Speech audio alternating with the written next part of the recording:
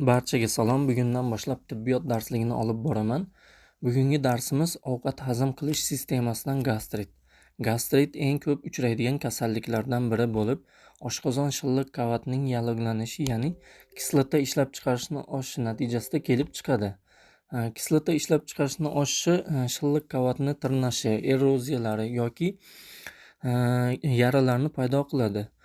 Gastritning kelib chiqishi. Gastrit polietiologik kasallik hisoblanadi, ya'ni ovqatlanish tartibini buzilishi, spirtli ichimliklarni ko'p iste'mol qilishi, infeksiyalar, dorilar ta'siri, ya'ni dorilarni noto'g'ri iste'mol qilishi, asabiylashishi, ko'p stresslarni bo'lishi hamda sanitariya gigiyena qoidalariga amal qilmaslik va boshqalar natijasida kelib chiqadi. Gastrit ikki turga bo'linadi: o'tkir gastrit va surunkali gastritlarga bo'linadi. O'tkir gastrit 30 kun yoki undan kam davom etadigan alomatlar kuzatiladi.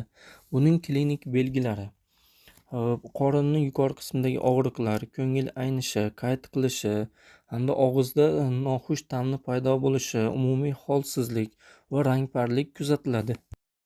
Tekshiruvlar olib boradi. Ya'ni FGDS yordamida oshqozonni ko'riladi. Oshqozonni ko'rilganda shilliq qavatda eroziyalar yoki yaralarni ko'rish mumkin. Davolash o'tkir gastritga olib keluvchi xavfli omillarni bartaraf qiladi. Keyin kislotaligini pasaytirish uchun proton pompa ingibitorlari yoki H2 blokatorlardan qo'llaniladi. Parhez, birinchi parhez stoli buyuriladi, ya'ni sabzavotli va donli mahsulotlardan tayyorlangan qaynatmalar, yog'siz go'shtdan tayyorlangan sho'rvalar. Keyin tuz miqdorini cheklanadi hamda ovqat tez-tez sutkada 4-5 mahaldan buyuriladi. Hamda bemorga juda ham issiq yoki juda ham sovuq ovqatlar berilmaydi.